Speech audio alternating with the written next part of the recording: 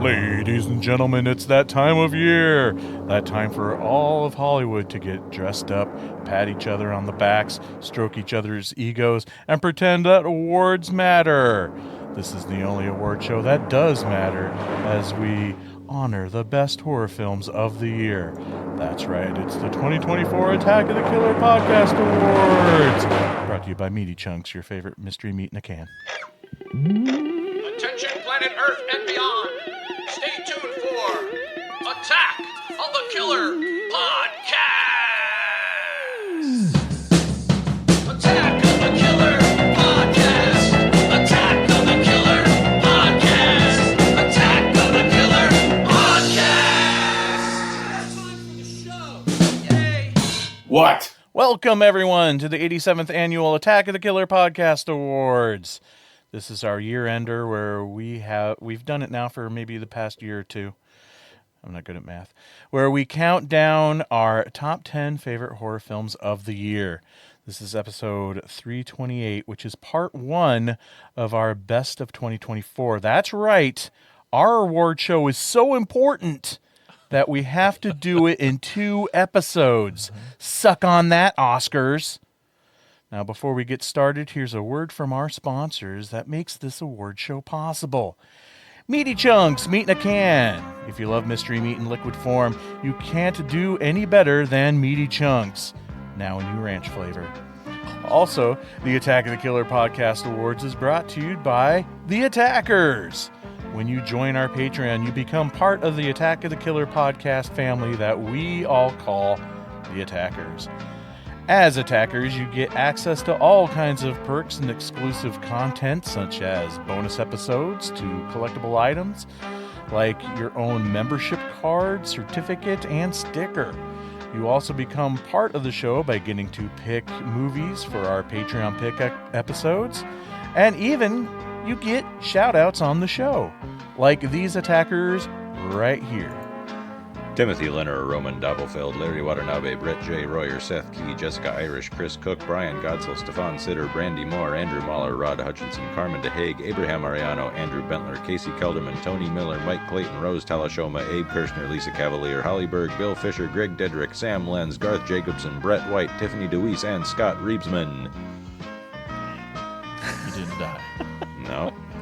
We got to get some more of you. Need Come more on, get your attackers? friends Yeah, to come sign on, up. more Attackers. Let's A subscription to the Attacker Patreon makes a fine Christmas gift. Sure does. Oh, yeah, there you go. You can gift it now. I'll post about it later. Oh, okay. And all you have to do that is go to jointheattackers.com, pick the tier that you desire or that you wish to give to as a gift, I guess, and become an attacker. Again, that site is jointheattackers.com. Now, I can't do this award show alone, so now it is time to introduce you to the podcast crew. He got an award from his dentist for best patient. All he got was a plaque. Ted. Hey, guys. He got snubbed by the Oscars for his clever improv work in the film about birds. The movie is called Winging It. Jason. Oh my goodness. Hey, thanks everybody. We're all dressed up in our tuxes. Happy to be here. Every time he won an award, he purposely fell through the floor during his speech. It was just a stage he was going through. Brian. Oh, God. Hello, everyone.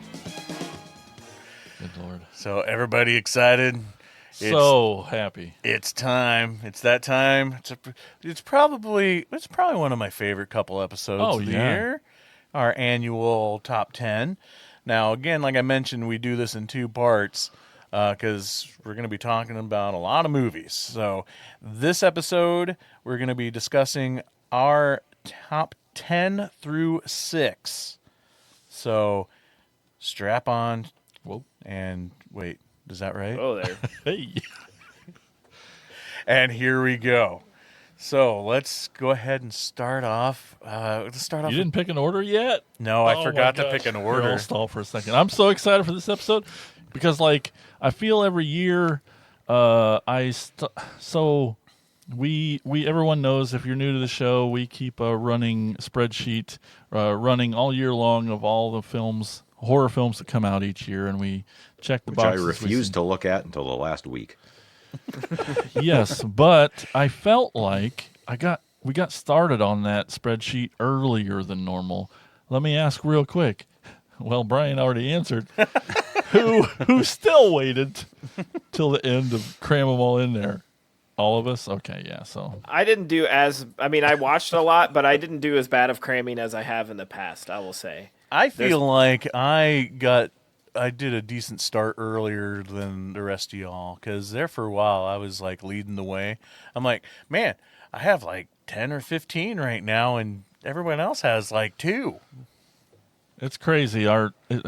Overall, our watch numbers are less every year, but like, man, it's still a lot of good horror. So. Yeah, I looked back at like 2020, and it was I had like 60 something. It's I know. astronomically Yeah. stupid, and I've learned. No, so I've learned. This is a good message. Yep. I've learned quality over quantity. Don't just watch a movie to watch a movie. If you know you're not going to like it, then skip it. You know. But also, I can flip that argument and say, like, if you're not taking a chance on a title, who knows? It might be something that you could really like. I always try. I see the list. I see what you guys are watching, and I always try to maybe find like 1 or 2 that no one is paying attention to, and it's always paid off. I feel like every year I find at least one. But man, back in the day, it was really about quantity. We were insane. And then it was anticlimactic because I'm like, I watched 60 and I still only get to pick 10 in my top 10. So, yeah, why am I isolating my family and skipping social events? And because that. yeah, it just seems stupid. So I'm Yeah. like, I'm going to keep it realistic and try to watch things I think I'll really like. Yeah, The weirdest part was for a good long while I was in the lead. that was so weird. Yeah, I'm like, I can't let that happen. And See, I get excited for this time of year because it means I can stop pretending I watch new movies and go back to watching obscure smut from the 70s. But guys, Brian almost watched 30 movies from this year. Actually, there are some that I didn't put on the list, too, because I couldn't figure out how to add things to the spreadsheet.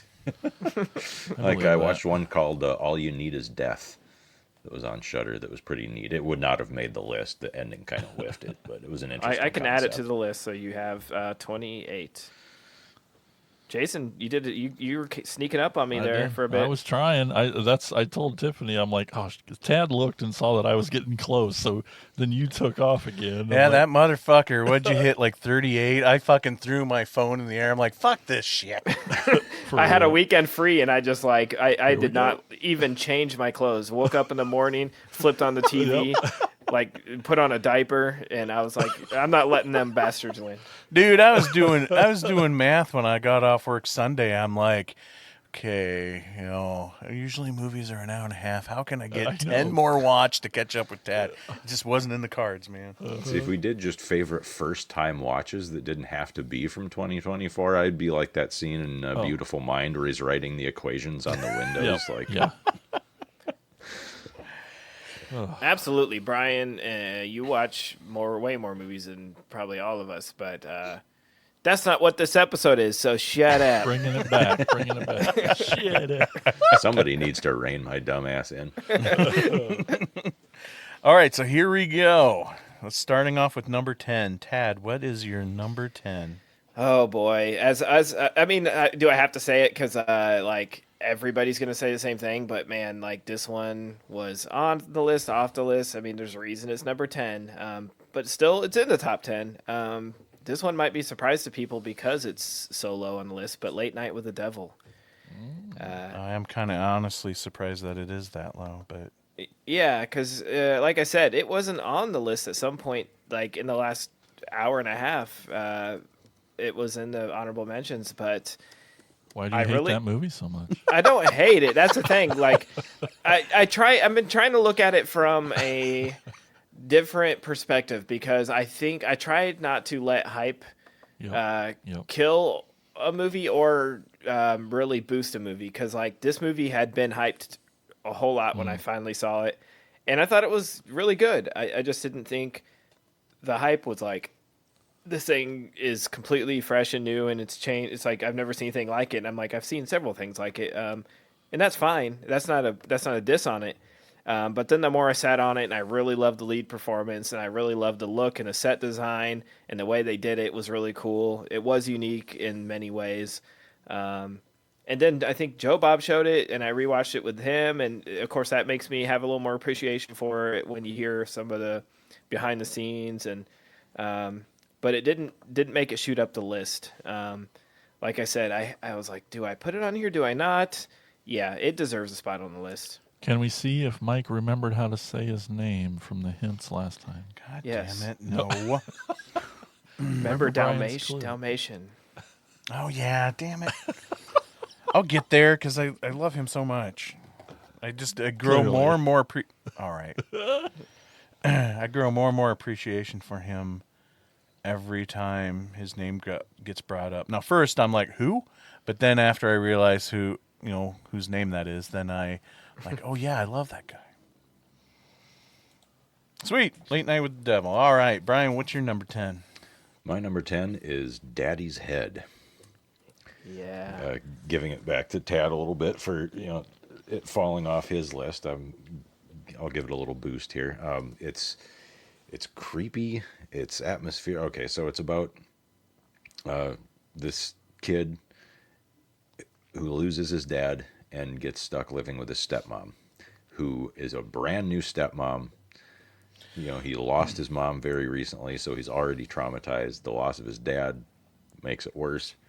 She is not prepared for, nor does she particularly want to take care of a child. And one night there's some kind of event that may or may not imply some extraterrestrial something or other. But anyway, this entity shows up that has his dad's head. Not like it's carrying it around in a bag, but like it's this creepy little thing that has his dad's Head as his head. on its, yeah. And things get weird from there. Now I still have some gripes with it. I thought the ending was a little too safe and clean. I didn't like, I want everything to end in misery for everyone always. Well, yeah. And so I did not like that there was a happy ending. But there's a moment where years later, the kid, as a young adult-ish age person, goes back to the woods where all of the weird things happened and finds something that I appreciated, cemented the events. Like, it wasn't just imagined, Right. hallucinations caused by trauma. It cements the mood, like, no, that all that shit really happened. So I was at least glad they didn't chicken out and pretend there was no monster after all. But yeah, it's great. It's atmospheric. It's creepy. The performances are fantastic. There's some really cool imagery in it. I really, really dug it. Yeah, some of that scene, like there's a shot that, like, if you just screenshotted it and posted it, like it's a view from outside the house with like the sun setting behind the house. It's like you would think it was like part of, like, it reminded me of like Parasite. It was like, this is fucking beautiful, and this is just like a little indie horror movie that is not even on people's radar, and it was just gorgeous. Like, the cinematography is just gorgeous in this thing. Yeah, and the kid's dad, before he passes, was an architect, which comes into play because this thing that is masquerading as his father builds him a treehouse out in the woods out of sticks that it finds, except it's the most fucked up Hieronymus Bosch MC Escher looking treehouse you'll ever see. Yeah. And so it was neat that it played into that this thing, whatever it is, didn't just take on his dad's facial features, but somehow managed to absorb some of his knowledge and play into, the architectural. Yeah. Anyway, it's neat. Check it out. Sweet. All right. What about you, Jason? Oh, my number 10. I wished it was higher. I think I put it here at 10 because it was Let me just glance real quick. Can you put it higher? Oh, Okay, the man. show's canceled. That's it. We're done here.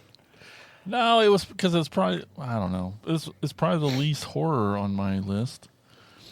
But I'm so glad that my man, that's what the M stands for, M. Night Shyamalan.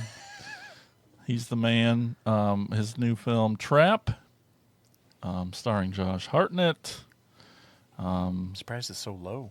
on I the list. know, but just glad it's on there. It's a fun film. Ted wrote me during it. He's like, "This is weird," and I'm like, "Well, yeah, it kind of is. Just the fact that it like takes place during a concert."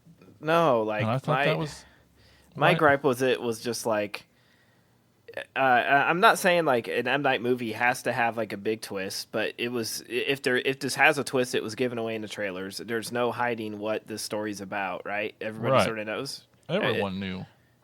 Yeah. I mean, when I watched it, I was kind of waiting for something to flip, but Like it's so weird because I'm just like watching. I'm like, is there gonna be some kind of like reveal or anything? I don't need like a mind bending twist, but like right from the get go, you're like, No, we all okay, Yeah, we we all know. knew it was him.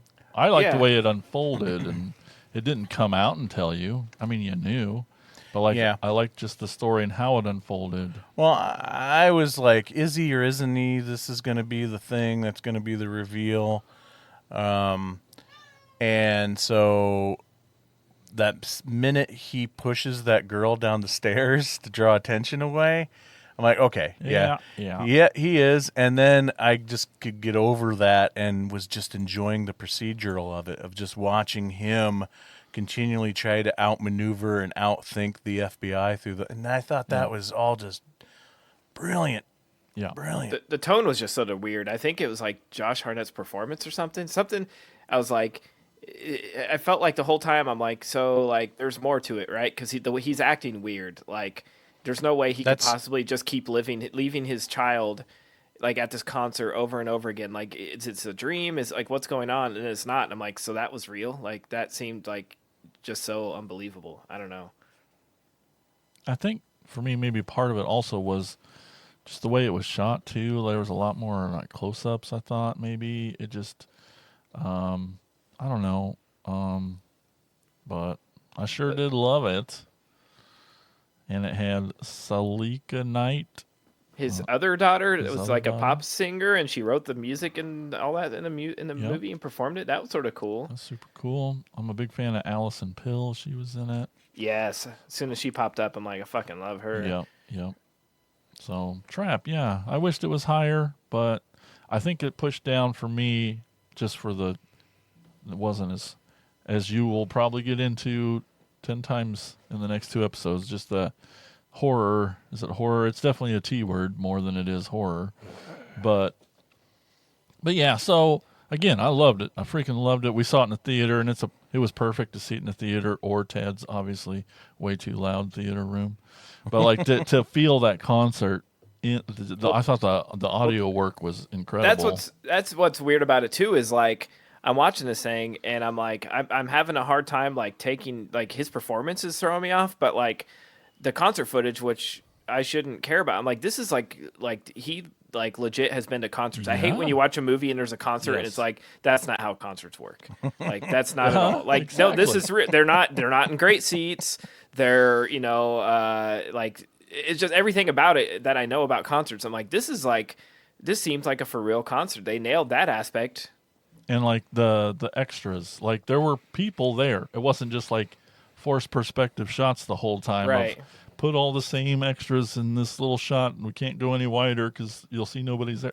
You got an arena full of fucking people. A lot of scope. Yeah. And I'll say it's very Hitchcockian. Like Yes. Yeah. definitely like a Hitchcock mystery. That's what I did like about it. Yeah. Yeah. All right. Awesome. Yeah. So, How about you? oh, thanks. For me, my number 10 is Destroy All Neighbors. Didn't see man. that. I was surprised to see this on your list that you spoiled for me by sending it in Messenger. What are you doing reading it? should have screenshotted it. No, I'm glad I forgot the others. That one, I think, just like I'm like, of course it's on his fucking list.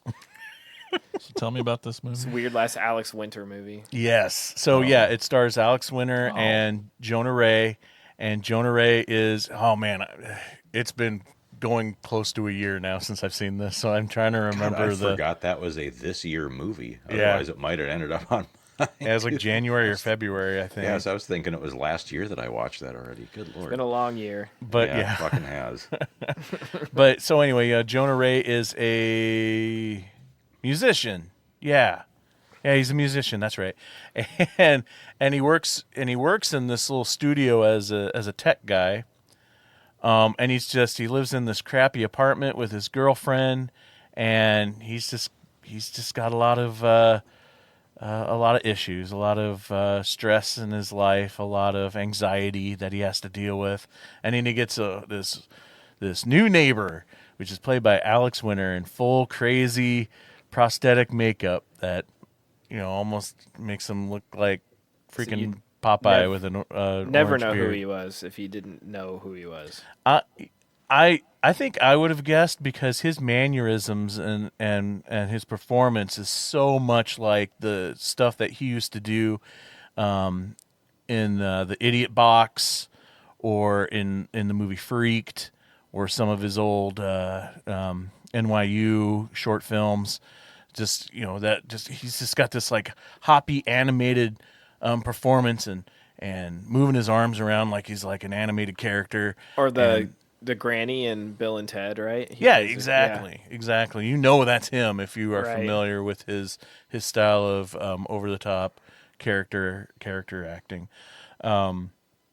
So yeah, sold right away with that because it does give me like a ton of effects in it that are just completely reminds me of Freaked mixed with like the latter half of Henenlotter's films, like a Frankenhooker or whatever. Just a lot of crazy colors and crazy special effects. But anyway, he ends up accidentally killing his neighbor because he's just way over the top. But his neighbor, to him, won't stay dead, and so his neighbor kind of helps him on his journey to become the musician that he wants to be, and he accidentally kills other people, and those dead bodies continue. His friends are all these people that he's killed, and it ends up being his band too. Oh, I see why it's on your list. Yeah, so it's wacky and crazy.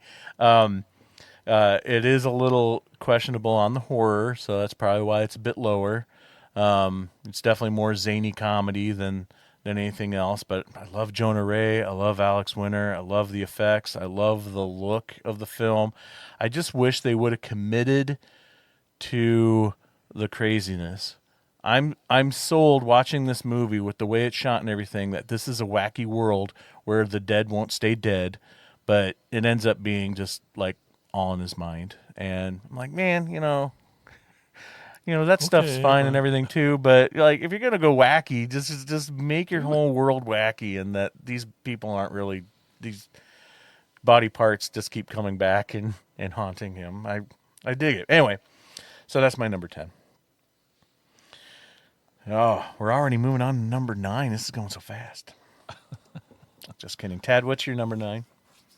My number 9 is one that's been brought up already in the bonus, but I guess, anyways. But if you listened to it live, it has. Yeah.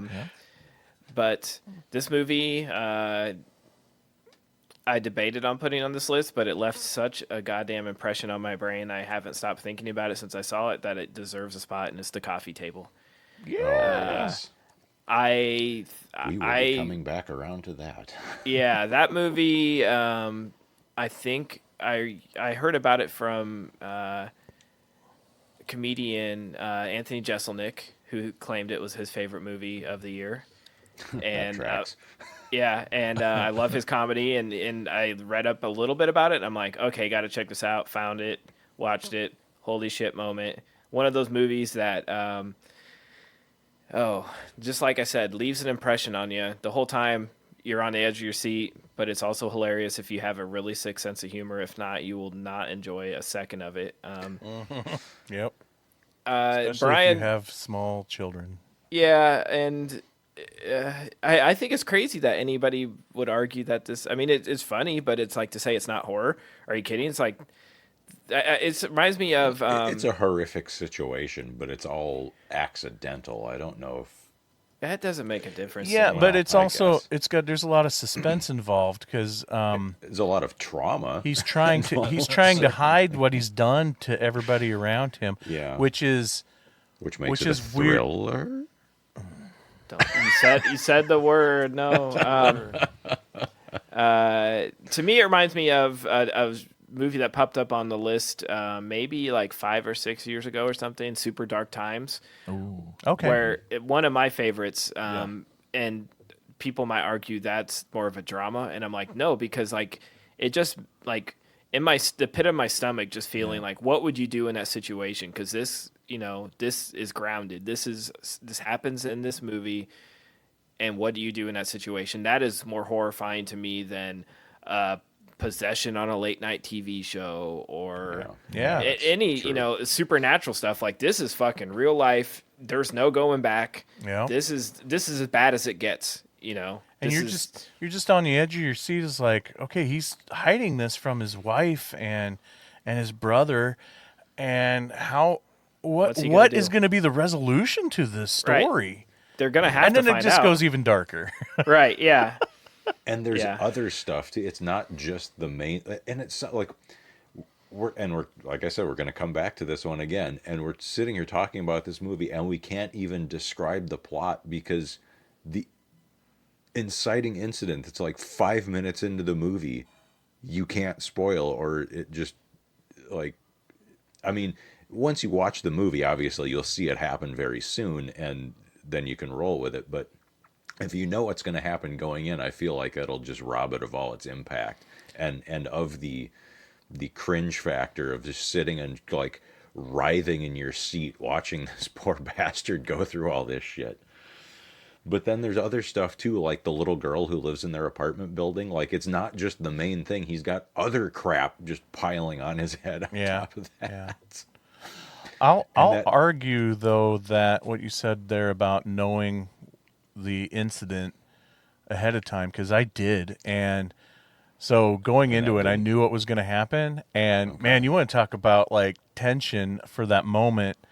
Oh, because you were Because- waiting for it to happen. You get that shot of the Okay. hallway where he's just walking back and forth from room to room, again without spoiling, and you're just like, oh, and he just keeps going back and forth, and the whole time I'm like, oh my god, this is gonna happen, and then you see him again, it's like it didn't happen, and then it's like, whoa, yeah. So I don't think it really ruined it. No, going into it, it actually made me want to watch it when I found out the full Wasn't the premise. salesman awesome? The movie opens with like a 5-minute long I think you should leave skit before it even gets into the...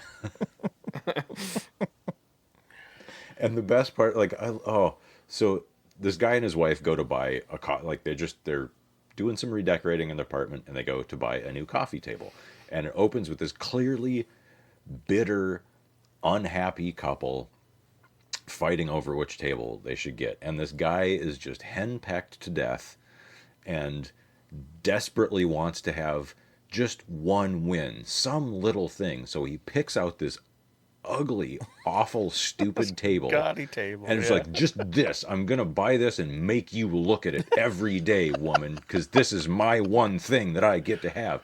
And so they're arguing and the salesman, who clearly works on commission, is trying to be on the guy's side because he wants to make the sale. And so they have this huge fight, and the woman says, fine, just get it, fuck you, whatever. And she walks out. And the guy goes to pay for it, and he looks at the salesman, and there's this moment of silence, and he goes, be honest.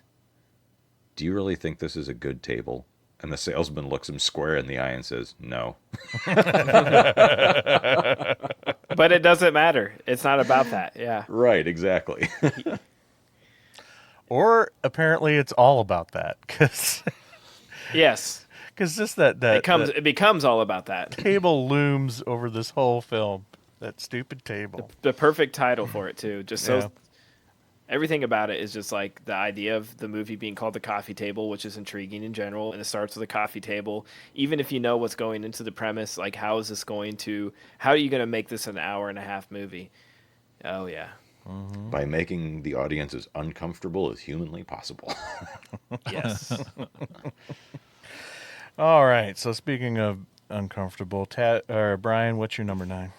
Oh, my number 9 is Immaculate. Yeah. I wasn't expecting that. I mean, I was looking forward to seeing it. I'd heard some good things, and I was pleasantly surprised. Now, this is not something that's necessarily gonna, it doesn't break a mold. It's a 2024 horror movie, starring Sydney Sweeney. But that said, it goes pretty damn hard at the end, and it does some like it's kind of Gen Z's like baby's first Italian horror movie that isn't really one. So I mean, to the point where it even uses a music cue from the Red Queen Kills 7 Times. So like, there's a scene where they're like just doing some chores around the abbey, and there's this music playing that sounds very 70s. It's like, God, that sounds so out of place in this score that it almost has to be from something else. And so I was talking to our friend Erica from the Unsung Horrors podcast, who, by the way, The Coffee Table has a Blu-ray out through one of Vinegar Syndrome's partner labels, and she has a commentary track on it. So Oh, you no get out there kidding. and grab that. Yep. Oh, sweet. There is a new 4K of it coming out too from a different label, but fucking ignore that one and buy the one with Erica's commentary instead. Hell yeah. Buy both. Of course she's Well- got a commentary on a movie like that. Yeah. I think that So is fitting. very specifically why she was asked. What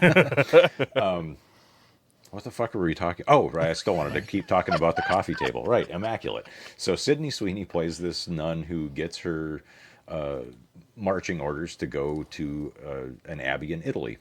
And so she goes there, and it quickly becomes apparent that some weird things are going on there. There is some sort of mad science lab underneath the abbey, and they have a relic that is supposedly one of the nails from the cross that still has some of Christ's dried blood on it. And she winds up pregnant, and then something happens with a rock. No, I had a blast with this. It was one of those movies where, I mean, yeah, it's not like full-on 70s Italian horror, right? But for a major studio movie with a huge current star of movies, and she's in TV too, right? She's not a singer though, is she?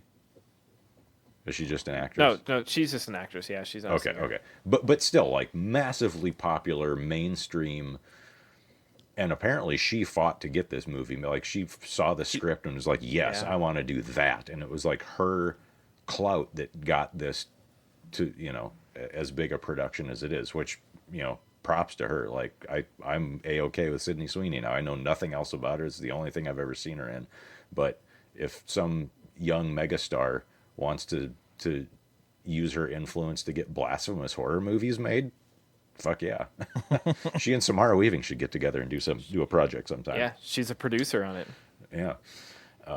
But yeah, for a mainstream, modern, wide release theatrical horror movie to even skirt around some of the stuff this movie just goes headlong into is impressive. And yes, it could have gone harder. Of course it could. They always could, to me anyway. But for the fact that it even went where it did, and yeah, Immaculate is very good. Check it out. I'm just mumbling now, so. Has Neon. anyone Neon. but Tad see this one? I haven't Did seen Mike it. or I saw it and I loved it. I thought it was Yeah. great. Yeah, it might come back up in this episode later. Dang, I need to see it. All right, Jason, number 9. My number 9, you're going to hear about this one a lot later, but it was my number 9. I thought it was amazing. It was so great to see Demi Moore back at it. I'm talking about The Substance. It was a lot of fun. It was super gross, and It was fun to watch because Tiffany could not. There was no chance of her falling asleep during this one. She was just like every 10 minutes, like, "What the fuck's happening now? What is that?" It was so great. This might be the closest Frank Henenlotter gets to an Yes, Oscar. 100%. Talk about movies you could not fucking believe got a Oh. wide theatrical release in Right. 2024. Like, this is a movie you would expect to see at a drive-in in 1984. Right. But yeah, to have the names, to have the budget, to go this big, it was like when you said it was in the theater, and I'm like, what? So it's just amazing for all. I don't even know how it happened, but And it and it- I'll it's always hate Dennis stuck Quaid around. for this. Yeah, it stuck around in theater forever because the word of mouth kept it going. So it just kept getting like extended and re-put in theaters, and other theaters were picking it up. And it's, if you haven't seen this director, Coraline Fargiet, she did Revenge Which in I 2017, loved. which was fantastic. In Loved it. 2017, that one, I don't remember if it made anyone's list that year, but it was great. So Which good. which one's Revenge? Is that the? It was on Shutter about a Okay. girl who they try to rape her and kill her in in the desert, and she lives and comes back for them, and it's badass revenge film. Okay, I thought it was that one. Yeah, Yeah, that is a great movie. yeah.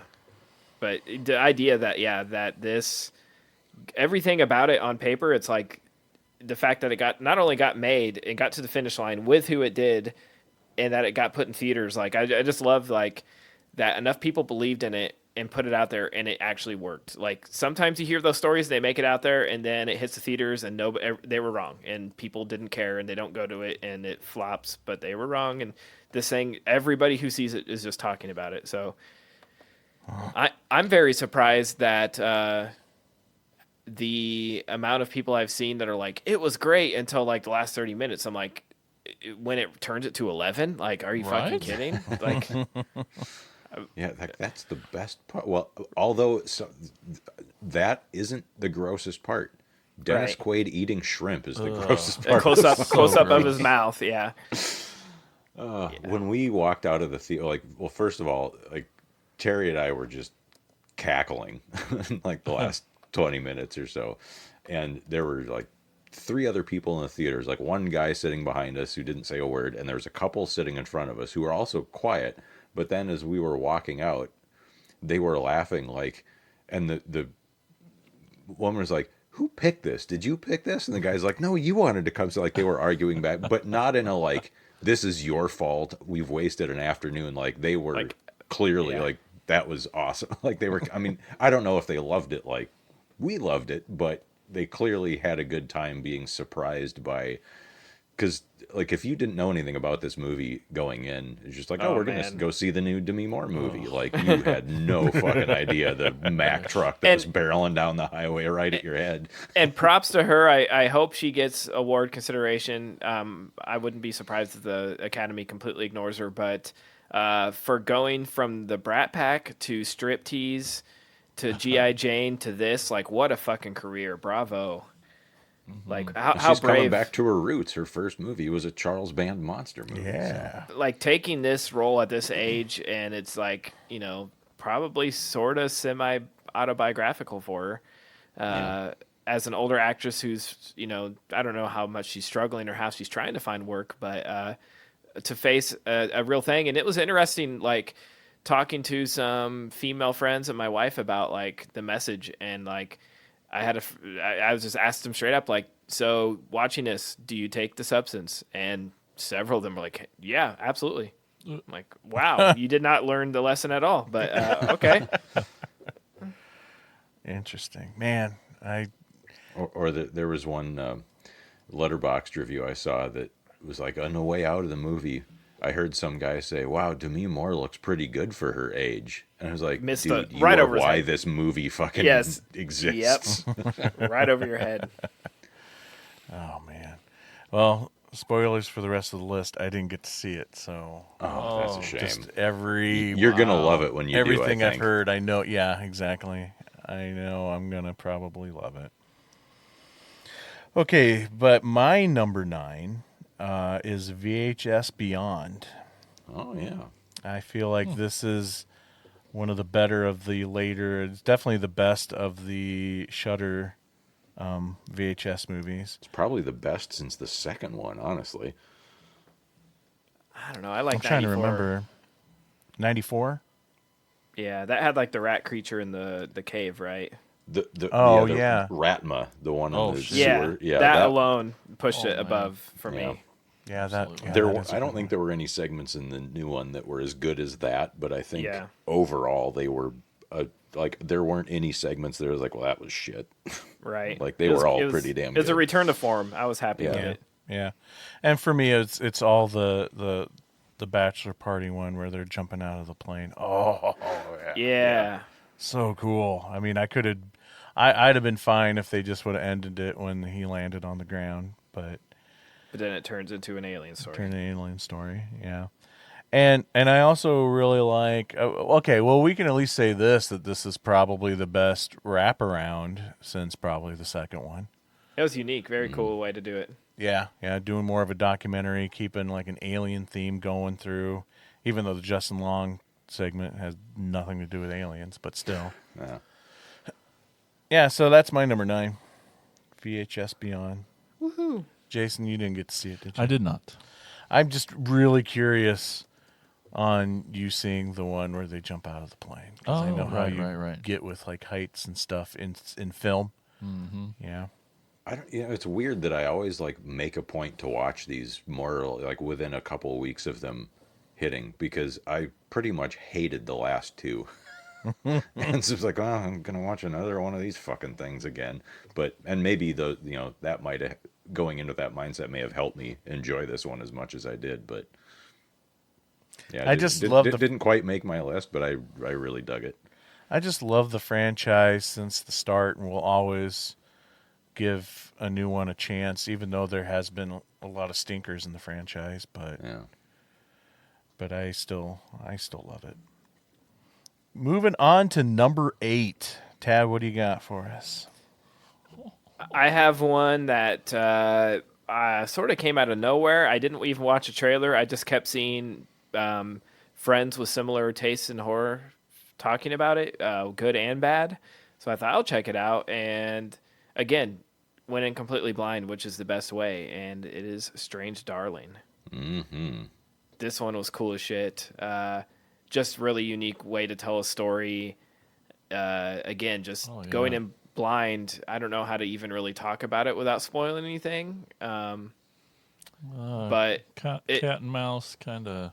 yeah, and it's again like I mentioned in the coffee table, very grounded. Like this is not supernatural. This is not any kind of creatures. This is just people, person on person, surviving. And the way it was filmed was really unique. Yeah. How it sort of the story jumps all over, and not in the like Quentin Tarantino way where it just tells it out of order, but like It was it a gives chapters thing, and they Yeah. played the chapters out of order, and it's But the way it tells it out of order strings you Oh. along and helps Fuck, with yeah. the because if it told it in order, you'd know exactly what was going on right away. But it's at least the midway point, if not further, before you start to realize, oh shit, the things are not the way I thought they were. right. Yeah, and I wouldn't say it's a twist. It's just like the way they tell the story. Like It's a I love. reversal of expectations. Yes, and yeah, I really like this one. It reminded me of oh gosh, what was the movie from a few years ago about the girl who gets revenge on her cheating boyfriend. Anyways, I won't. I'm trying to think of it on the spot, but that's bad. But I really liked it. Again, going in completely blind. I feel like it's going to pop back up in the episode later, so I'll leave Oh, it it at that. will. Promising Young Woman. That's what it reminded me of a oh bit. yeah, Oh, Like yeah. a Okay. horror version of that. yeah, good one. Brian, what's your number 8? My number 8 is Azrael. Yeah. This was one, like, I don't know that I even noticed that it popped up on Shudder, and the thumbnail image was completely unremarkable, so I probably would have just scrolled right past it. But then Tad mentioned Samara Weaving was in it. It's like, oh, well, fuck, I'm going to watch this now. That's enough. Yep. And because, not, and it was like we were talking on the bonus episode, it's not just a crush because she's gorgeous, which she is, but she's a fantastic actress, and she always is in such interesting things and doing such interesting things within those projects. So this movie takes place, it's a post-apocalypse movie, but the apocalypse is the fucking rapture, which is my one beef with it, is I wish they would have spent a little more time explaining some of that. It just needed a little more world building, a little more detail in that. To only arena. come back at the end, so you'd be like, oh yeah, fuck yeah. Well, right. I mean, and because the thing I didn't understand, and I haven't looked into it, to see if that thing about the voice is actually some like deep biblical lore, because this was written by Simon Barrett, who is Adam Wingard's writing partner, but Wingard has nothing to do with this one. This is and Barrett didn't direct it, I don't think, did he? No. He just wrote it. Yeah. Yep. But so the rapture has happened, and for some reason, people have decided that speaking is a sin. Some people have, anyway. And so they've had their vocal cords surgically altered, removed, damaged, something, so they can't speak anymore. And Samara Weaving and her partner are, I think we're at one point part of this. Again, the things are a little hazy, and it doesn't necessarily matter that much, but they maybe were exiled from this cult or something, and the cult is now hunting them through the woods. They're going to sacrifice them to these burned ones. They're like, because, part of the whole rapture thing is the graves will give up their dead, right? So I assume these are supposed to be like the dead that were barfed up back from hell, but were not worthy of ascending to heaven, so they roam the earth as these... I mean, zombies is an analog for what they, they are a zombie analog, but this isn't a zombie movie, so they're not really zombies. They're like damned souls or something. And so the cult kills her partner, and she just goes apeshit and, Rambos the fuck out of the lot of them. Although she takes an ungodly amount of damage. Like this movie must have been exhausting to make. Yeah. Because there is not a single, and she has no dialogue, so there's no way to express other than just this, physical and emotional, and, through her face, through her eyes, through her body movements.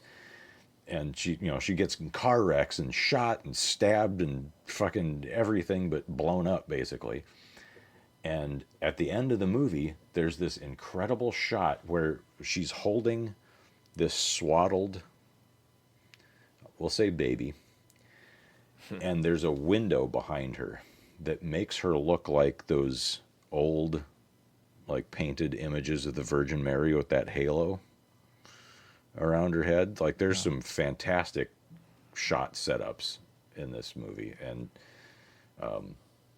the thing at the end, like,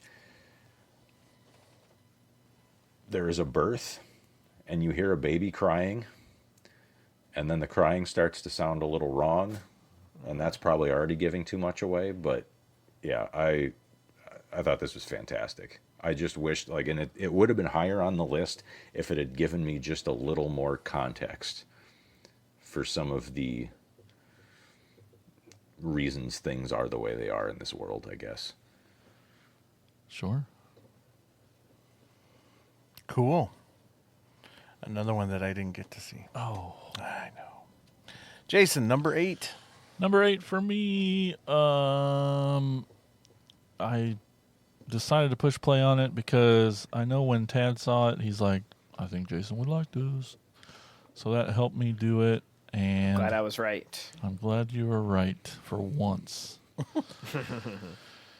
Cuckoo. Yeah, I really I loved would have it. got a chance to see this one. It was a Germany-French film. That's a thing. Yep. Mm-hmm.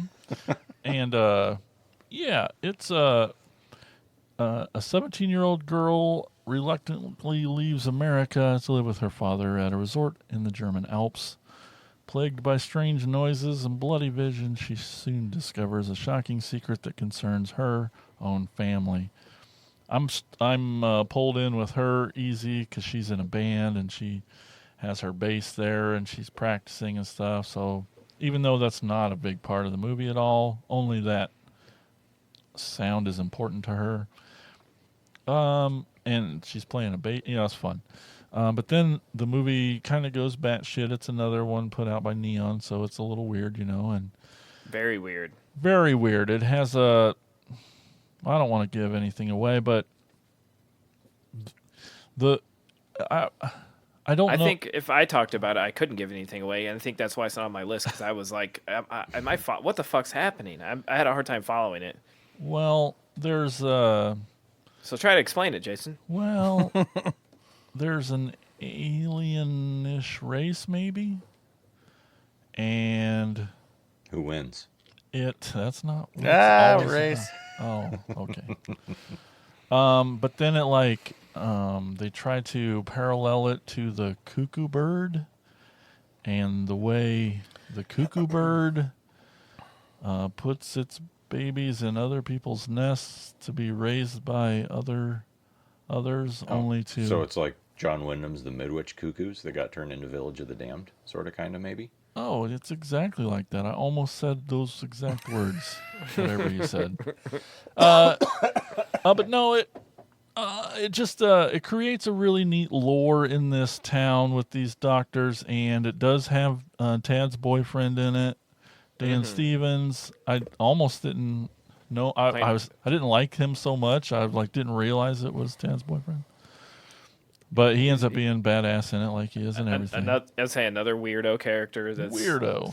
Yeah. Well, I thought his German accent was compelling enough that I didn't Didn't think see him in it. could be him Yeah. until he's pulling his glasses off or something. Anyway, the lore they create with this alien race and how they interweave it with this inn that she works at, and there's it's not a time travel thing, but oh man, you're right, it's hard to talk about. So it's weird as hell, but I thought it was really dang good.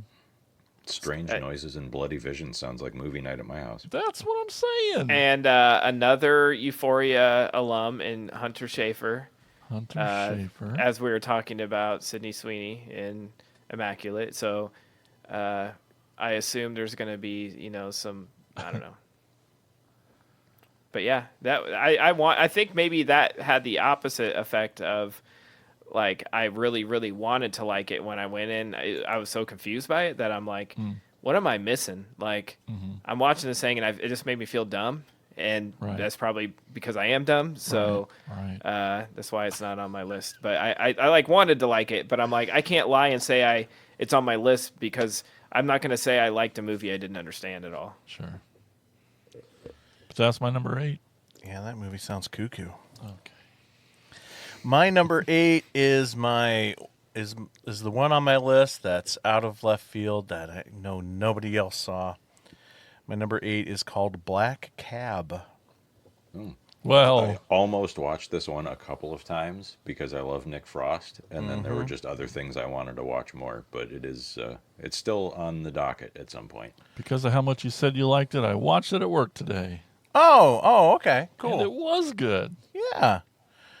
So good it didn't make your honorable mentions. Oh no. Well, I too Oh no. I too saw his list, so I didn't want to. I knew he loved it and it made his list, so I didn't want to step on him there, so I didn't bring it up. But Speaking of stepping on him, Mike, tell us about it. please, So there's this couple.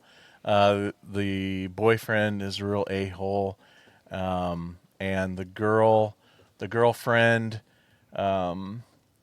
who, the boyfriend wants to get married, but again, she's just really standoffish, and she goes to leave the restaurant where these friends are all having dinner, and she gets in this cab, but the boyfriend gets into the cab too, and because she's just trying to get away from him, but he hops in too. And the cab driver is Nick Frost. The doors are locked from the inside, and so he basically kidnaps them. And he's got. It's hard to. I don't know if I want to if I should get into. I went back and read like the letterbox description of the film, and it does not bring up a certain thing, so I am trying to Yeah. avoid it. So I'll read what they wrote. A couple who find their cab driver diverts them to a remote haunted road, revealing disturbing motives and his true intentions. A night goes from bad to worse when a strained couple, Anne and Patrick, are abducted by their cab driver, resulting in a terrifying ordeal.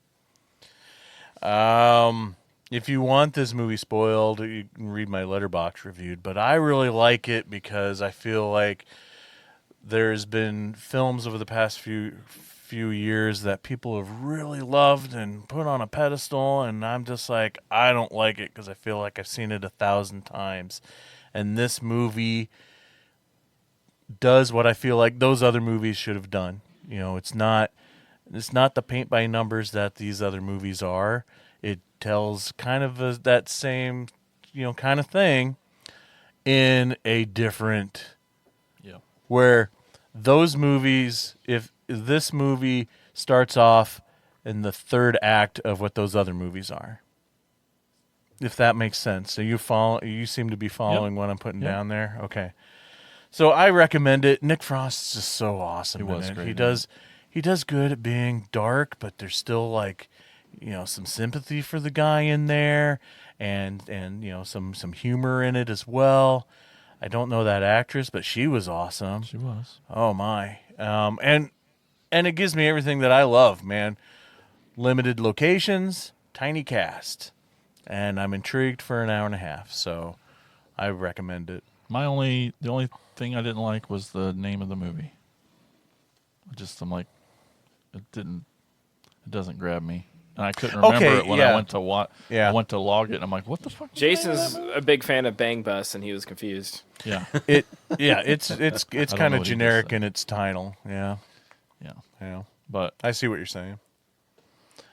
Well, cool. I'm glad you watched it. And I'm glad somebody else watched it and you liked it. So cool. I almost hit play on it several times, but he like I said, he's on a roll. This is like 3 horror movies in like literally 1 month. That Crazy House, I know. this, and there's another one coming out in theaters this weekend. So I hope they're all at least this good. Crazy This House dude's was great. fucking wild too. I'm looking forward to checking that one out. Me After me you too. were talking about it a while ago, yeah. Black Cab was my response to not getting to see Crazy House.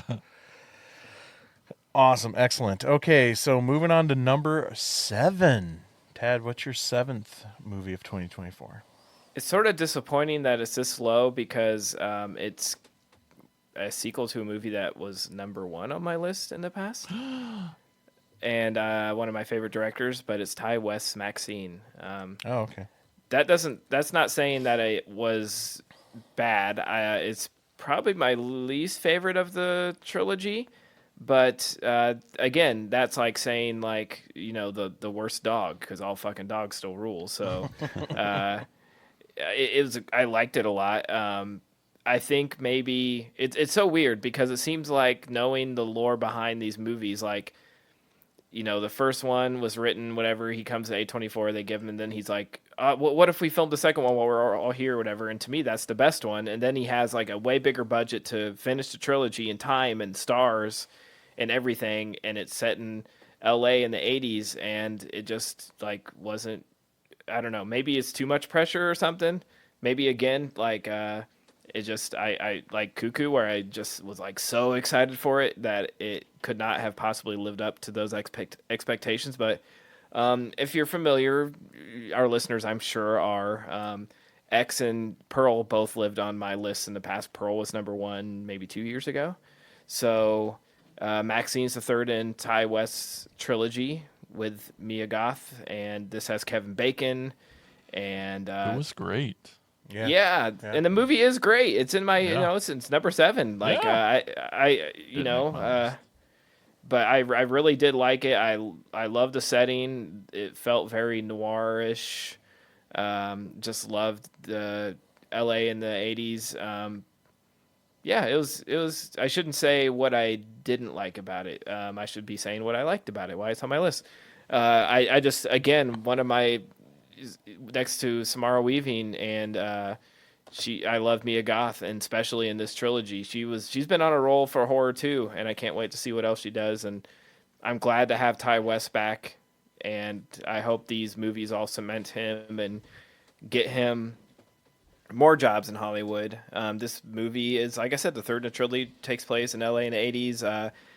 She is an actress that is being sort of stalked by this killer that's going around town murdering people, and she sort of has this attitude like it's not going to happen to me, but he starts coming after her, and there's a big reveal at the end as to who this person is that sort of came out of left field and sort of made me not like it as much as the others. I just didn't I didn't think the landing for the trilogy was all that great.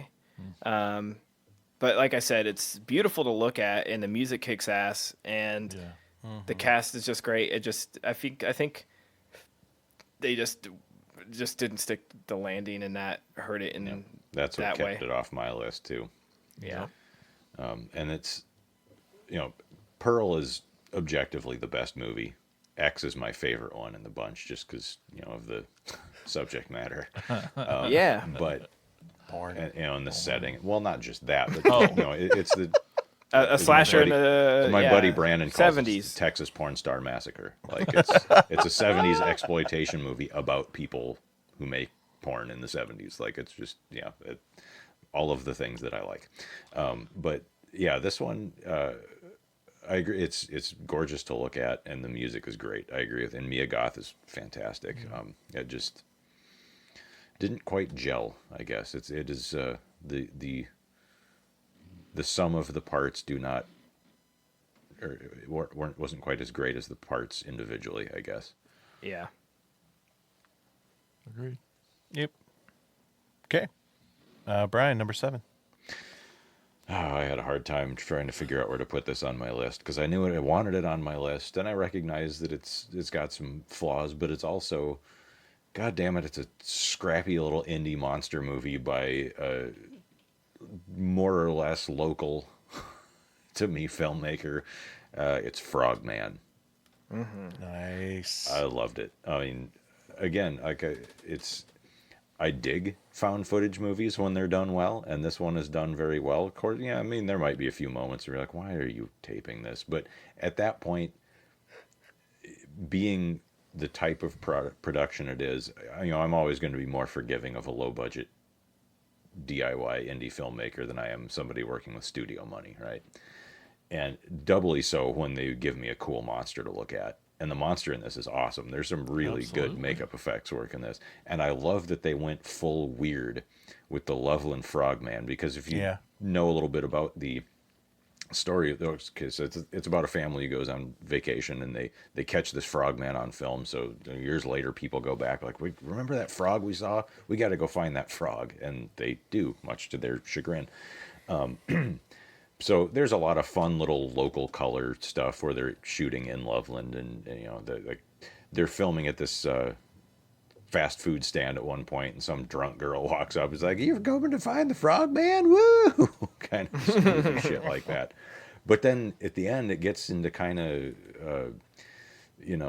Weird Tales, Tsathoggua, Clark Ashton Smith territory, where there's a cult that worships the Frogman, and there's maybe there's more than one Frogman. But in the actual mythology of the Loveland Frogman, he's not just a giant frog. He also has a magic wizard scepter. And by God, they gave their big, goofy frog monster a magic wizard scepter. It's just so much fun. Like, give me monster movies all day long. Creature features is, I live for that shit. And to see somebody just go for it. And I really need to see some of the shorts that this filmmaker has made, because I've heard they're great, and I haven't caught any of them yet. But yeah, everyone needs to go check out Frogman. The Blair Frog Project. Yes, exactly. Yeah. All right. Jason, what's your number 7? My number 7, really loved it a lot. I know it's high on, it's got to be high on Mike's list just because I know he's in love with the actor who he can't pronounce. But growing up, with the late night wars and just the concept of that behind the scenes of a TV show, and then it was just so stylized on top of that, and it just was freaking cool. Late Night with the Devil. That's my number 7. It was great, and I like the ending. It just went off the rails and had fun, and I really liked appreciate it for going off the rails. Yeah, it's like I see your safe landing, and like let's go for it. And some people thought it was worth it, and some didn't. But I'm glad they tried to do something. Because I think I said that when I brought it up on what we watched. You watch like some found footage movies, especially that deal with the supernatural, and they just try to keep it too grounded in reality, where the big exciting event, the big scary third act event is a door shuts on its own, where this one just goes beyond reality, and I love it for the fact that it does that. Mm-hmm. It doesn't play it safe. Anyway, I'm pretty sure it's going to get brought up again. Yeah. I held off on that one until Joe Bob showed it. Okay. I was being a stick in the mud about the AI thing, which, I later then I found out like it was done by it wasn't like, a producer was like, we don't want to pay somebody. Like it was their art department that did it. So Yeah. all right, fine. And it was just a few frames, whatever. But yeah, when I finally did watch it, I really, really enjoyed it.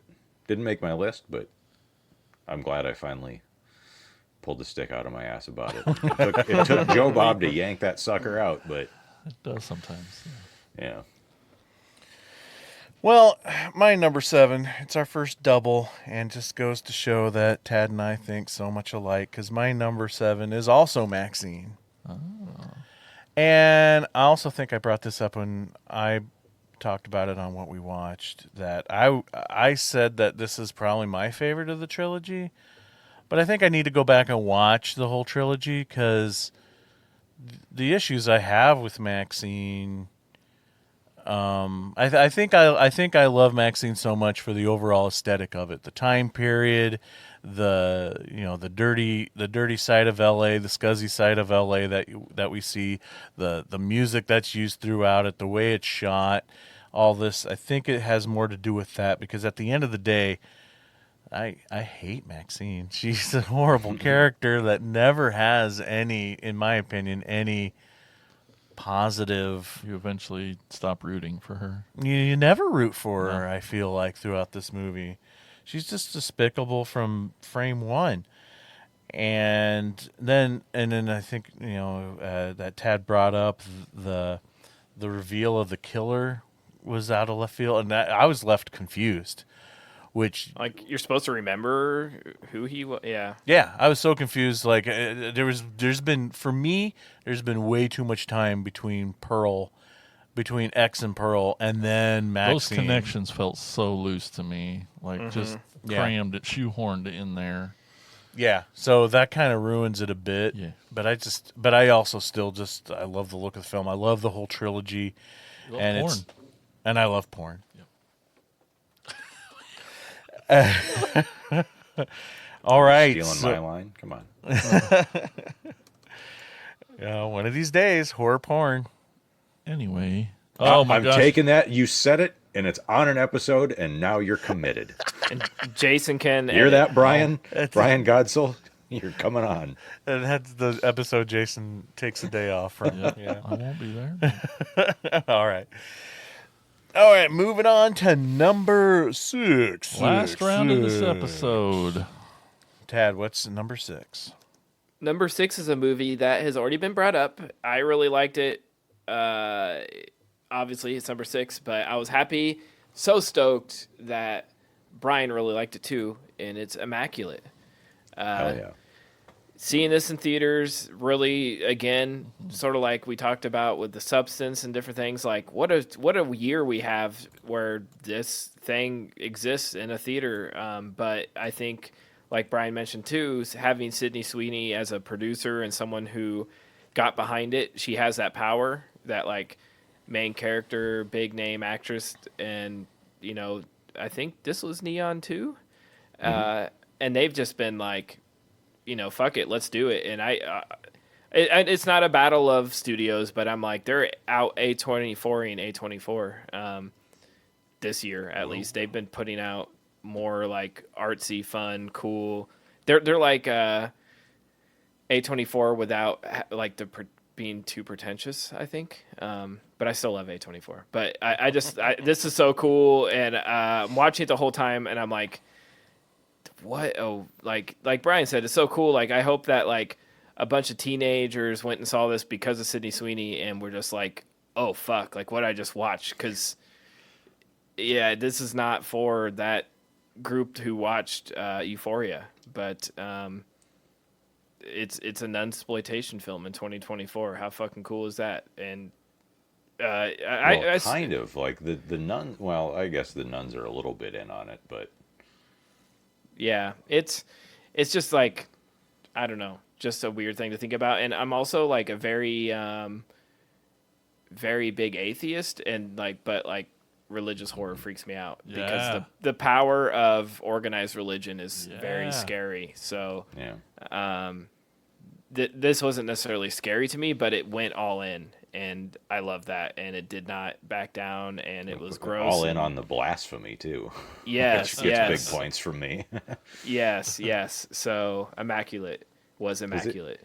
You'd expect someone, and I've never watched Euphoria, so I don't. I mean, I know it's about like kids doing drugs or whatever, so I'm sure there's some pretty tough drama in that. But still, you'd expect someone like Sydney Sweeney, who's like this young, kind of sexy it girl, to be doing like, romantic stuff or maybe some dramas or whatever, but for one of her first projects, for her to really throw her weight behind being something like this, like, just again, big respect to her for sticking her neck out for something like this. She just wrapped. She like completely transformed her body to play this female boxer. I forget her name for A24. It's like a very dark, serious, like super sad biopic of this That's boxer. Awesome. She's going like, don't look at me as the sexy it girl. I'm a serious actor. And that's what's great on cool. Euphoria is like those first. I think that whole show's a fucking disaster mess right now. They've been trying to get the third season going for like 4 years, but it is a very dark show on HBO, and she's completely nude in like several scenes, and she's very outspoken about like, I have this banging body, so fuck it, I'm gonna show it. And I'm like, right on, girl. Like, she empowers it, where she's like, people like, how do you feel about these nude scenes? How do you feel about this like nun movie? And she's like, it fucking rules, I'm gonna do it. Like, fuck yeah, keep doing it, do what you want to do. Sweet. Don't get put in a box. That's immaculate. Brian, what is number 6 on your list? Oh man, so this was another one that was hard for me to figure out where I wanted to put it, because just how much I love this franchise as a whole. I knew I wanted it on my list, and while I have several really big complaints about it, I even rewatched it again recently, and those, knowing the things I had complaints about were coming, allowed me to be less distracted by them and appreciate the rest of the movie even more than I did the first time. Alien Romulus. Cool. Cool. Did everyone here see it? Yep. Okay. So then the things I complained about are the stupid line callbacks. Mm-hmm. And get away from her, you bitch. Fucking that, and I have to be honest with you about your odds. You have my sympathies, and the fucking God, why did they make Rook? See, I didn't even mean to say that. Wasn't a joke. I accidentally said that, but because and all it is a callback, because it doesn't make even if the in-story reason for Rook looking like Ash was that all of Weyland-Yutani's science bots look the same, then why didn't they immediately go, oh, it's why didn't the crew of the Nostromo know? Because this movie starts literally like 5 minutes after the original Alien ends. So and in Alien, they're surprised Ash is a goddamn robot. So they would have known. So it makes no fucking sense for there to be another one that looks just like him. It's just so stupid. And not only that, like, if it had been done well, I would have been less angry about it. But Jesus Christ, it looks worse than Peter Cushing in Rogue One. This is my number 6 movie, and all I'm doing is making myself angry talking about the shit I didn't like.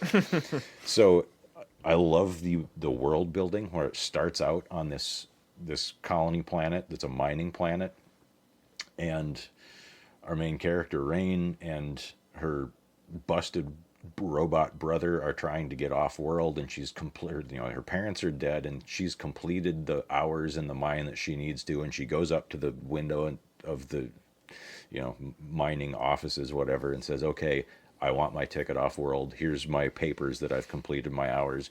And the woman at the window looks at her and goes, sorry, the company just like 5 minutes ago doubled the quotas, you have to go back in the mines. And it's just especially Alien and Alien 3 really, drive on that too, about just how overarching this company is. Like, Aliens kind of foregoes that in favor of the action stuff, and then the fourth one just is completely off the rails. But this one just really doubles down on the anti-corporate capitalist misery of the future. And I love that. And so these kids decide, we're going to steal this ship. We found a signal that there's a space station up there that we can get to. And from there, if we can break into their cryo chamber and steal some pods, and that'll put us to sleep long enough for us to get the fuck out of here and get to this colony or this planet on the other side of the star system that is not controlled by Weyland-Yutani, and then we'll be free. And of course, the space station they get to is where they brought the creature that cocooned itself after Ripley blew it out of the airlock, and it got loose, and things have gone very, very badly, and they continue to go badly. There's some great set pieces in this, like the zero gravity thing in the hallway and in the elevator. I was going to ask you how you felt about that. Oh, I love that. That was brilliant. So well done. So tense, and just, I mean, it kind of, on one hand, felt like a level that you had to get through in a video game. But that didn't even, it was fine because it was done so well. And like I said, it was very, very suspenseful. I appreciated that Fede Alvarez did, and because Fede Alvarez is, he's one of us. He loves this stuff, and that's why he wanted to do this. I have a feeling that all the stupid memberberry shit was not his fault, or at least not all of it. I kind of suspect there may have been some producers saying, hey, put this stuff in there. People love nostalgia. But he used practical effects everywhere that they were conceivably possible. There are a few shots of aliens and facehuggers that were CGI just because they had to be. But even then, they were good CGI. But anytime he could use a mechanical facehugger or a guy in a suit for the alien, it was there. Anytime he could use a miniature for a spaceship, it was a physical spaceship being photographed by a special effects crew and not CGI. The creepy-ass hybrid thing at the end, which when I saw it in the theater, I thought, God, that has to be CGI. Nope, it's just a big, weird-looking kid in a suit. Yeah, that poor kid. That's awesome. That kid is like gone viral because he was trying to like make it in the college basketball. He was like 7'6" in high school, but like he's obviously like he's not a healthy 7'6". You know what I mean? No, he's like a Matthew McGrory who played Tiny in House of Rejects, Thousand Corpses and Devil's Rejects. Yeah, he's probably not going to have a long life, sadly, but maybe he will. I hope he does. Yes. But yeah, when I saw behind the scenes pictures of him, like, I'm like, oh, that makes so much sense. It like sort of just looks like him after you see him. It does. It's like it's just his face with white makeup on. Like his face looks like that. Yeah. Wow, poor guy. Yeah. Because like I'm watching it, and I'm like, this is the creepiest freaking thing I've seen in forever. It's so awesome, but at the just my same time, I'm face. like, The guy or is- the alien? the hybrid creature, yeah. And but there's a part of me that's like, this looks like some kind of creepy image you'd see on Facebook, the AI generated image. Yeah. Nope. But and even like there's a scene where Rook is showing them working on the black goo from Prometheus and Covenant, which I also love the way this movie retcons, manages to round up the absolute clusterfuck that the continuity of this franchise has become, cinematically at least. Like, I mean, there's so much in the comics that we could do an entire podcast just on that. I don't mean an episode, I mean a whole other podcast. But ties it all together in a way that makes Prometheus about 60% less stupid and allows you, if you would like to, like I do, pretend that Covenant was never even made. But like that rat thing that they watch on the video screen, and when it then explodes later on, that's all stop motion. Phil Tippett did that. Oh wow, cool. Yeah.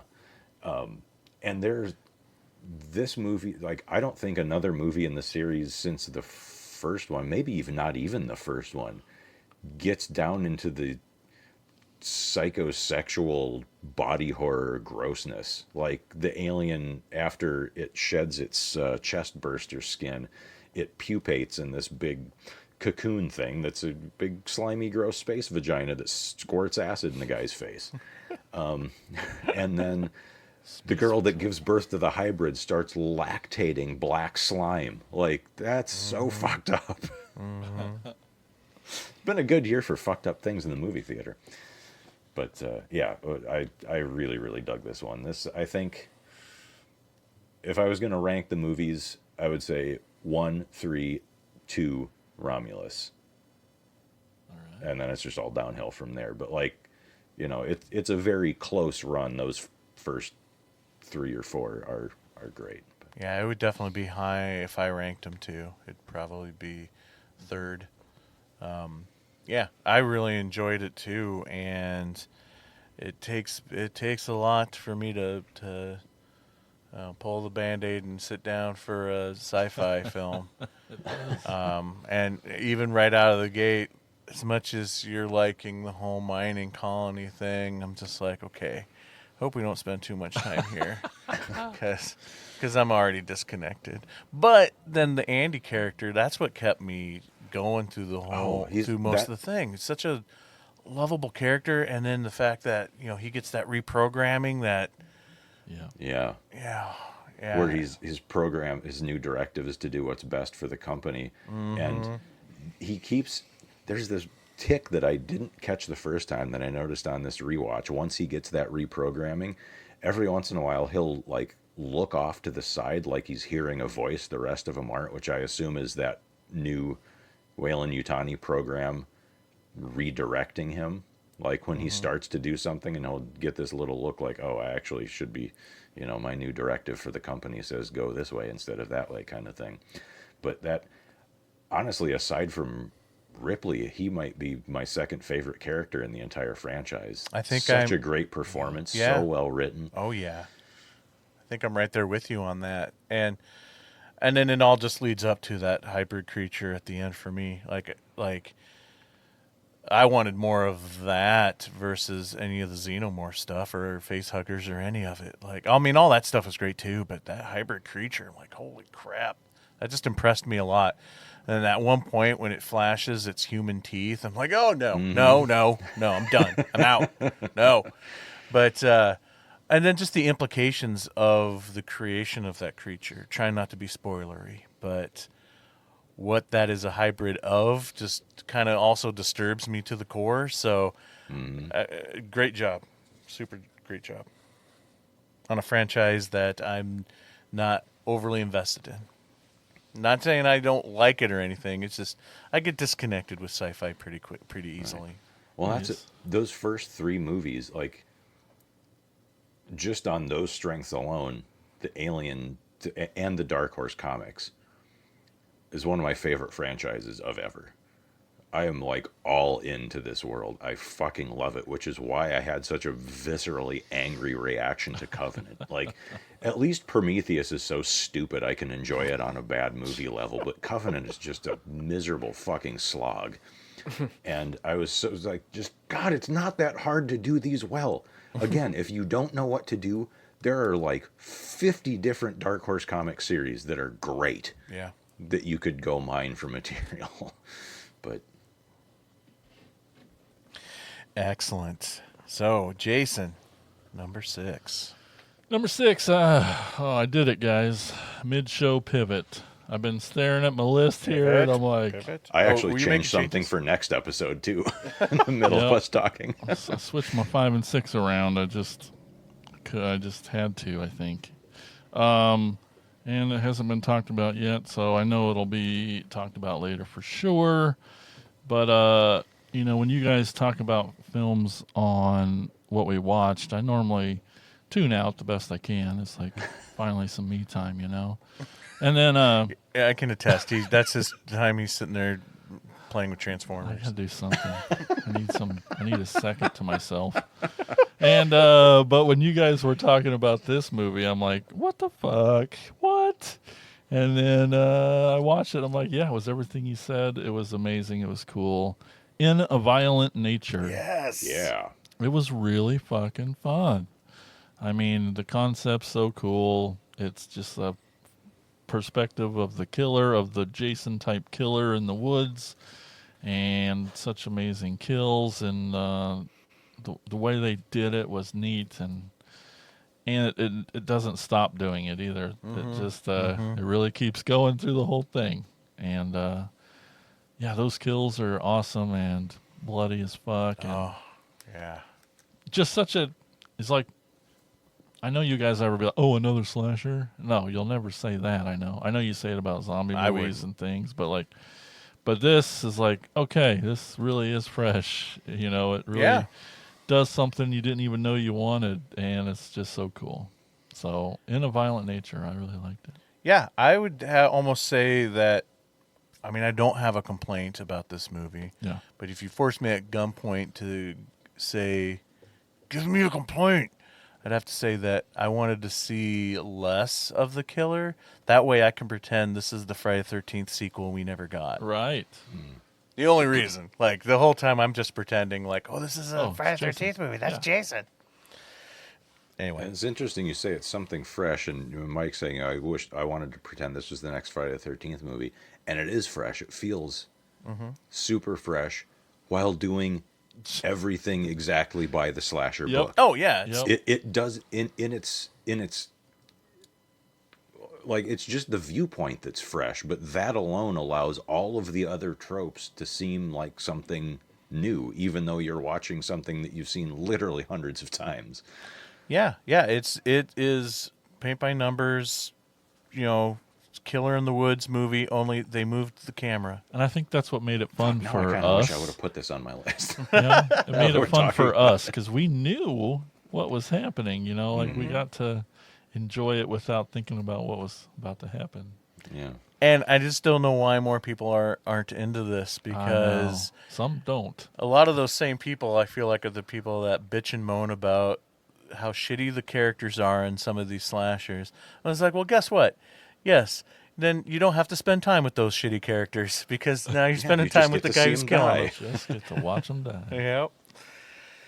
All right, well, my number 6, I tried really hard this year to, once I've locked in to my top 10, I left it alone. And even Yeah, right. years past, I've done tinkering and during the show. And so this year, done, locked in.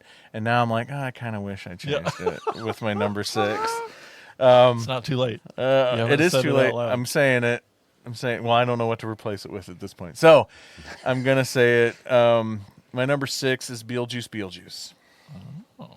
I just feel like it's maybe a little bit of controversial. It's not that it's a bad movie. I had a lot of fun with this movie.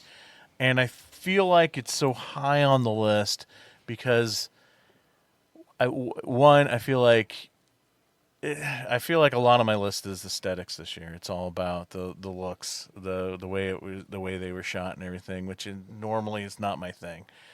But this movie, I feel like it's kind of a true to form Tim Burton film that we haven't gotten in a long time. It's also really funny and everything. Some cool effects and whatnot. But like the Halloween vibe through a good chunk of this movie is just makes me feel like this is a movie I'm going to come back to during the Halloween season. Just has the Halloween feels throughout a good chunk of it, and I love it for that. Is the story bogged down a bit much? Yeah. But I still enjoyed everything I saw. Just from a writing standpoint, I feel like, okay, what are you doing? But I got to be honest. I'm a little shook over here. I can't. My first impression was, is this a horror movie? Like, and it's I on knew that your was going to get list. brought up too. Yeah. So defend yourself. How? Well, I mean, it's a comedy horror. I mean, we're dealing with ghosts and demons and sandworms, and the horror elements are there. You have spoilers. I'm going to spoil it. I don't give a fuck. You have a ghost character who had killed his own parents. You have a sequence, a flashback in this movie that I feel like is an homage to like Coffin Joe films, for crying out loud. Like Beetlejuice's backstory when it switches to the black and white, and just Wow, I didn't even think about that, but yeah, it kind of is, isn't it? yeah. It felt like a Mario Bava film to me, and they mentioned Mario Bava later. Yeah, I mean, definitely has a Mario Bava feel. I kind of lump it a little more with Coffin Joe because it felt like they were going for like a cheaper look. You know what I mean? Like something like Black Sunday still is a very well polished movie, where a Coffin Joe film, is not. Where you're drawing the credits on the negative of the film, So I think it still counts. Okay. Did I defend it enough? I just wanted to hear. I just wanted to push you on it. That's all. Okay. All right. And there's a character who walks around through this movie missing its head. I just assumed it was a comedy that made it on the list. I don't know. That I'm squeezing it in. Yeah. Well, maybe. That's why I feel like maybe I should have rethought my list a little bit. But I'm locked in. I'm not Locked changing. it in, guys. It's done. Beetlejuice. Even though my intro for next episode kind of makes fun of it. So that is 10 through 6. But what about 5 through 1? Well, guess what? You're going to have to wait until next episode. That's right. It's a cliffhanger. Too bad Hopefully we're we don't get canceled. canceled. Can you hold out for 2 full weeks to hear the exciting conclusion? Well, guess what? You're going to have to. All right. How you guys feeling about the lists so far? Pretty good. There's a lot that hasn't been mentioned yet. So, I know. do we all have the same top 5? I know. That's not possible with us, but I'm excited. No. Oh, at least one of my top 5 has not yet been mentioned. I'm looking. Let me look here. I think we've only had a couple of doubles so far, which is really interesting. Yeah. Okay, so yes. So join us next time for 5 through 1. Meanwhile, you can check us out on YouTube. Subscribe to our YouTube channel. You can find us on Facebook, X, Instagram, TikTok, Threads, Discord. You can join us on there for a lot of cool, fun discussions. And make sure to rate and review us on iTunes. Did I miss anything? I don't think I missed any of our internets. All right, so cool. We'll talk to you next time on the Attack of the Killer Podcast Award Show. Oh no, could this be the end of? Attack of the Killer